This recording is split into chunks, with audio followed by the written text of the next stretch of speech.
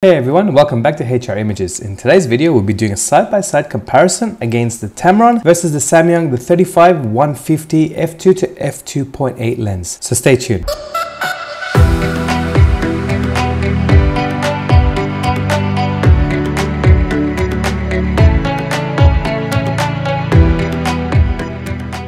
Before we get started, do check out the links below. Anything that you've purchased through those affiliate links below will help support this channel in continuing to be able to do great reviews for you guys and good content. Also, feel free to do check out my Facebook groups and social media pages. Ever since the Tamron 35-150 lens came out and then the Samyang came out, it's always been, the question is which lens is better and how do they compare against each other. Now in this review, I'm actually going to do a side-by-side comparison between the two lenses. Gonna give you an honest feedback in what I can see, and this video is also helping you be the judge in which lens you prefer to buy. To make it easier to follow this video as well, if you go on the description, I will have timeframes of each category that I'll be doing, so if you do want to skip ahead, feel free to do so.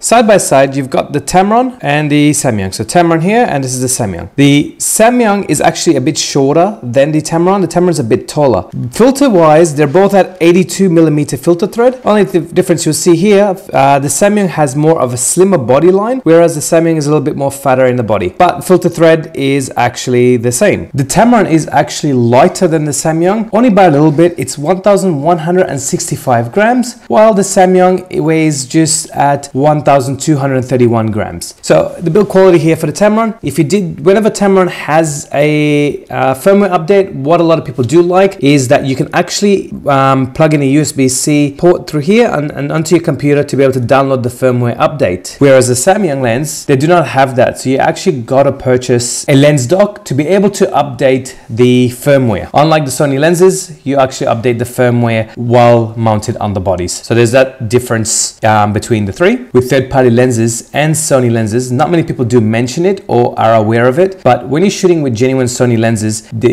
you are able to shoot, like for example on the A1, you can use the full 30 frames per second on the A1. Whereas if you're using a third-party lens, you actually limited. Sony has limited the frames per second with the third-party lenses, so the maximum you'll be able to do with third-party lenses is 15 frames per second on the Sony A1 opposed to 30 frames. The Tamron, you've got the focus hold button, so you got one here and you got three focus hold buttons. Then you've got here a custom mode button, so you got 1, 2 and 3, and you got the AF switch here. You've also got the lock feature, so it actually locks when you're at 35mm, so preventing any lens creep. But when you're not using it, you cannot use to lock it. So it would have been good to have that being able to lock at different focal lengths, but unfortunately it only does it at the 35mm. The Samyang, you have here as well two focus hold buttons. You've got the custom button, so you got custom 1, 2 and 3. You can customize it in terms of like changing it to an aperture ring, manual focus, and custom 3. What Tamron doesn't have that Samyang has is that you can switch it to custom 3 to be able to use like a dolly effect. You can, from what I am aware with this Tamron as well as the Samyang, you can change whatever modes you want to use, and you've also got the lock button as well. Same thing, it only locks at 35mm. It doesn't lock at the other focal length. It would have been good to have that, but it only does it at the 35. With the Samyang is that I didn't like the design where they did the lock feature. So if you don't want to take out the lens hood, you can't access the lock function here. You actually got to take off your lens hood and then use it. Whereas the Tamron, they've actually put it lower, so it's while the lens hood on, you can be able to use the lock feature. That's the only thing that I kind of didn't like about the design of the Samyang. Kudos for Tamron to actually putting it lower so it's easier to access. The Tamron is actually 2,649 Australian dollars, while the Samyang is 2,049. So the Samyang is a bit cheaper as well.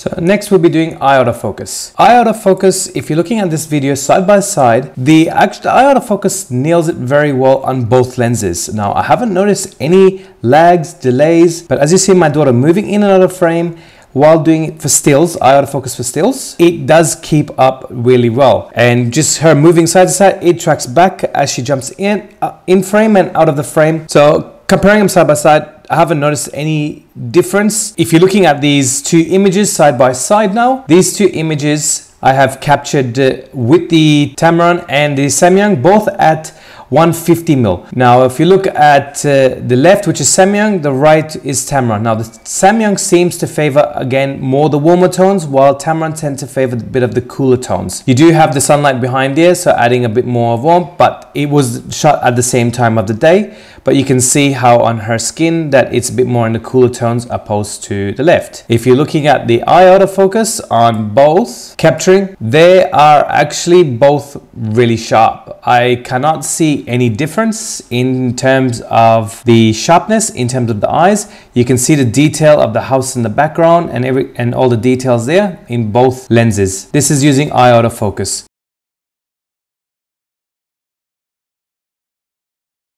Bokeh and minimum focus distance. So for both lenses, the Tamron minimum focus distance is 33 centimeters as well as the Samyang. So if you're looking here side by side on my Batman, Michael Keaton's outfit from the recent Flash movie, if you haven't seen that, this is both left is Tamron and the right is the Samyang. You can see here at 35mm and looking at the bokeh balls and everything seems like very identical from the distance. If we zoom in, just to kind of show you on the side. So the bokeh balls, the Tamron seems to have a little bit more rounder shape in their bokeh balls, whereas the Samyang has a bit more like an ovally shape, so it's not full circular at 35mm. This is shot at standard normal length at the full figure of my Batman. If we go to minimum focus distance on both lenses, here is minimum focus distance at 35mm on both lenses. This is all shot at f2 at minimum focus distance. Now the bokeh balls are coming very identical to each other, with both the Tamron on the left and the Samyang on the right. So they got a bit more into, both seem to have more that egg-shaped bokeh. Very identical in the shape actually. So it's hard to sort of tell, like to me from looking at it side by side, they look very identical in their bokeh. So this is at 50mm, both lenses, left Tamron, right Samyang. Again, the bokeh balls looking very identical in shape. Like you're looking at side by side, it's hard to really tell which is which without looking at the information. But just to give you an idea at the bokeh level in terms of both focal lengths at 50mm. So that's these two here, as you can see. Very identical. Let's go to close-up. So that's close-up. Again, their bokeh balls looking very similar. So this is about 88 and 89mm. So I was kind of trying to get it exactly. Was a bit fiddly, but this is very close to 85, but just to give you an idea. Looking at both of them again, very similar in their bokeh. Can't tell too much of a difference. They're both looking very identical. And then if we go to a close-up, so this is like minimum focus distance on both of them, going close as possible. The bokeh balls seem to be close. So here I've got 119, 129, just to show you more the bokeh in the different focal lengths. So the focal length is not going to be accurate. Would have probably jerked it a bit, but just to show you 119, 129, but just to kind of show you the bokeh at different focal lengths. So that's that. Then you have here a close-up. So just to show you the close-up as well. The bokeh balls, as you can see, very identical. You can't get 150 wrong. It's a dead end at the end. But again, bokeh balls are very identical. At 150, you get really stunning bokeh on both of them, but you have the same shape, egg shape on both lenses with the Samyang and the Tamron.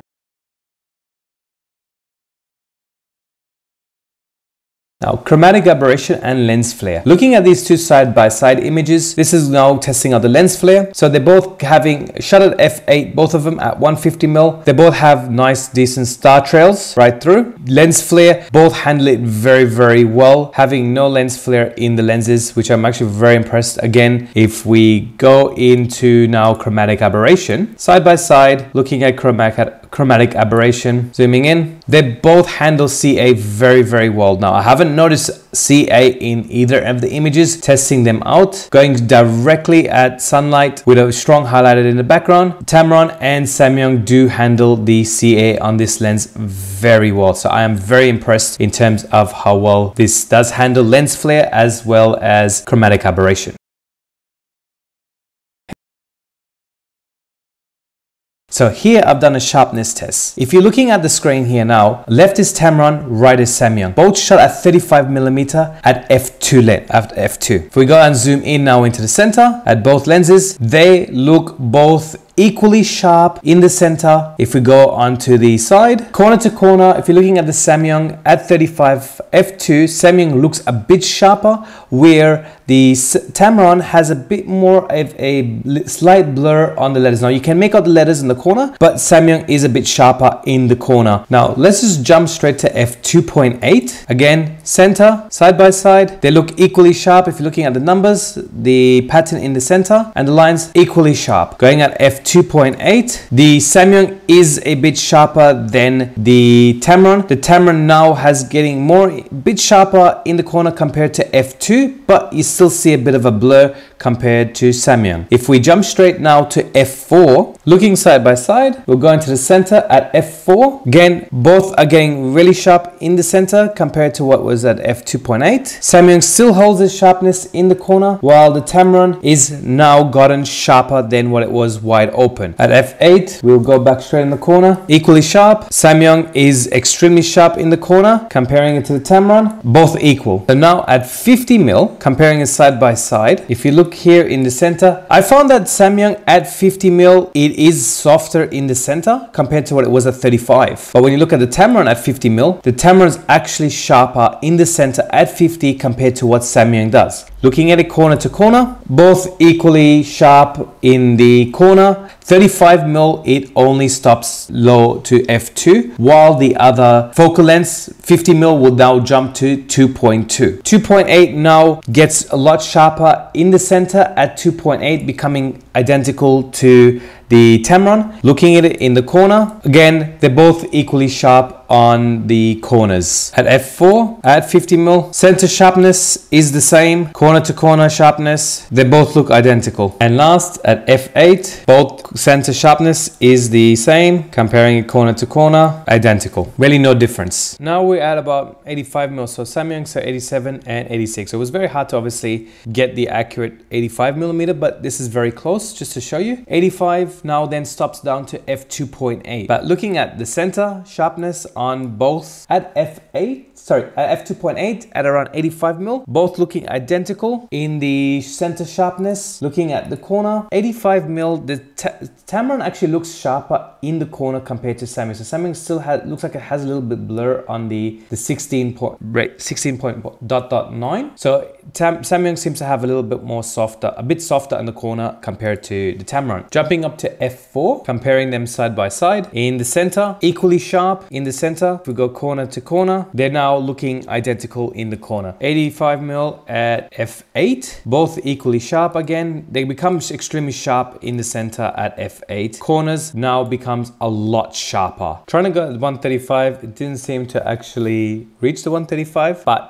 getting at 119 to 123, so it's a slight difference. But just to give you a ballpark figure, just the sharpness around that focal length. Center to center sharpness, the Tamron looks a bit sharper. Actually, it looks a bit sharper in the center. This looks a tad soft, but it's not like a very bad. It is a bit tad sharper, the Tamron in the center at f2.8. This is shooting at the focal length around the 120 millimeter mark. Corner, the Samyang is a bit softer comparing it to the Tamron. f4, side by side. Now both Samyang and Tamron looks equally sharp in the center, and we're looking at the corners, they both look equally sharp in the corners now. Center sharpness, identical. Corner to corner, identical. So at f8, at around 120 mil, they both look identically sharp in the corner. Now looking at the Samyang looks a tad sharper at 150 mil compared to the Tamron, but the Tamron is still sharp. But comparing side by side, the Samyang, I would have to say, does win at 150 mil. Now, if we look at the corner to corner, the Tamron looks a tad sharper comparing it to the Samyang in corner to corner. Stepping down to f4, the Tamron on the left and the Samyang on the right. If we look at these lines here,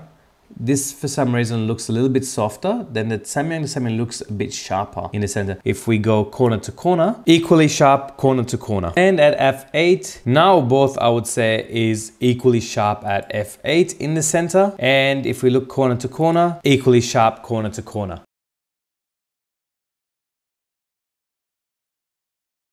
Autofocus for video. Now comparing them side by side. So if I'm looking at now this video here, this is low light. Comparing them side by side as I'm jumping focus from each subject. So from my Batman to my Super Saiyan 4 Vegeta, Both of them are equally performing very well. So I haven't noticed any delay or anything in terms of jumping focus. When it comes to zooming in and out, in terms of the focus for video, if you look, they do lose focus and refocus again. The Samyang does loses focus quicker and more than what the Tamron does as you're zooming in and out. You can see the difference, especially when I went to 150mm, how it just completely lost focus on Samyang. Where the Tamron, it did lose focus, but it regained its focus quicker than what the Samyang did as I'm zooming in and out. If we are looking at now me jumping in and out the frame in perfect daylight, there is no difference in terms of the focus. The focus, me jumping in and out, always nailed my eye, catches it, doesn't lose focus. Me running back and forth, no issues with it. They are identical.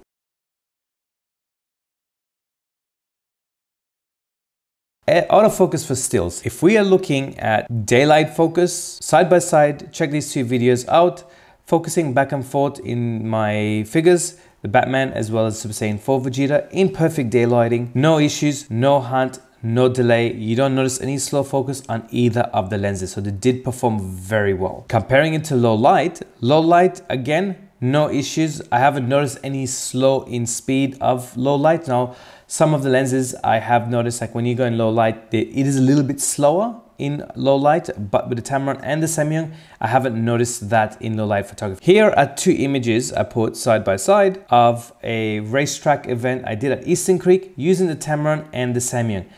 Focusing, wow. Both these lenses, the focus, the frames, using a 15 frames per second, I got a lot of hit rates opposed to miss rates. Yes, people say panning is a skill. It's not really the focus. It's true, but you do need a good focus lens to be able to focus right away and stick that focus as you are panning.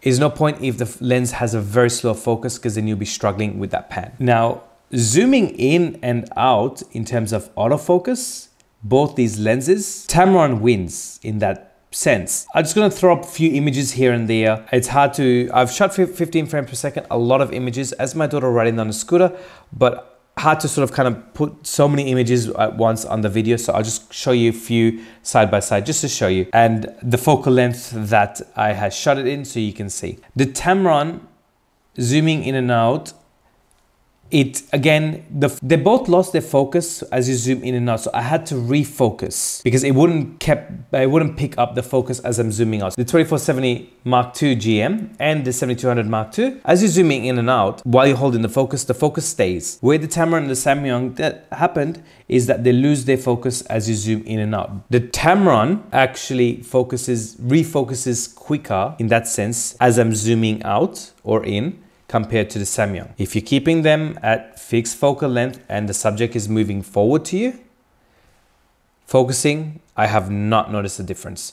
Hit rates and miss rates, they're virtually basically the same. I did not notice Tamron did more hit rates than Samyang or vice versa. Eastern Creek event was at night and this one is at daylight. That is my conclusion of this video comparison. I do apologize that it is a long video, but I just wanted to cover all the bases and give you guys an honest feedback on what I found and the side-by-side comparisons. Samyang is cheaper than the Tamron. Performs very well. There isn't too much difference. The Tamron does refocus quicker than in terms of zooming in and out than the Samyang. But if you're gonna shoot at 150mm, like at Eastern Creek, I didn't zoom in and out. I just stuck to certain focal lengths when I know where the car is coming.